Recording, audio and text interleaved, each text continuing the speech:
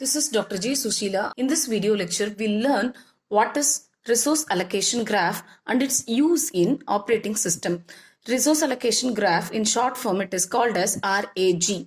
A graph is set of vertices and edges denoted as G of V, E, where V is set of vertices and E is set of edges. In resource allocation graph, the vertices are partitioned into two types. They are set of all processes and set of all resources, where P is P1, P2, P3 and Pn, and resources are R1, R2 and up to Rn. So the edges are in resource allocation graph are directed.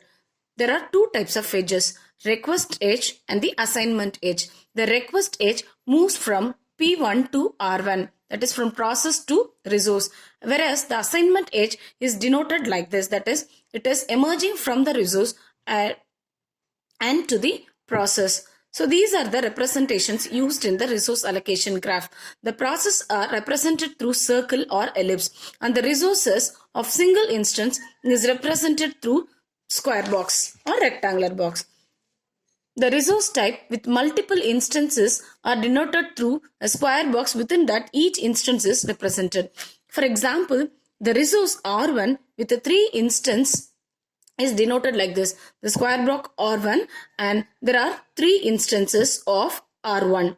Process Pi requests an instance of resource Rj with 2 instances, that is depicted as there are 2 instances of Rj and Pi is requesting 1 instance of Rj, that is denoted like this.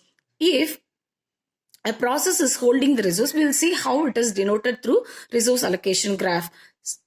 Consider the process Pj is holding an instance of Ra which is with 4 instances, that is Ra is with 4 instances, 1, 2, 3, 4, and the Pj is holding 1 instance of Ri, that is denoted by this edge. So we'll see an example for a resource allocation graph. In this graph, there are 3 processes, namely P1, P2 and P3, and there are 4 types of resources.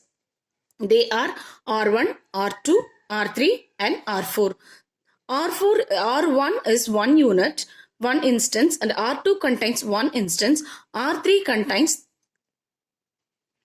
2 instances, and R4 contains 4 instances. The interpretation of the resource allocation graph is, we'll see one by one. First P1.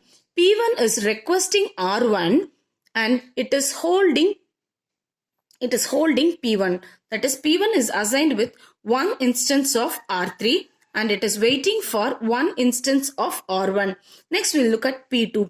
P2 is assigned with 2 resources, 1 instance of R1 and 1 instance of R3, and it is waiting for 1 instance of R2. That is, P2 is assigned with 1 instance of R1 and 1 instance of R3 and it is waiting for 1 instance of R2.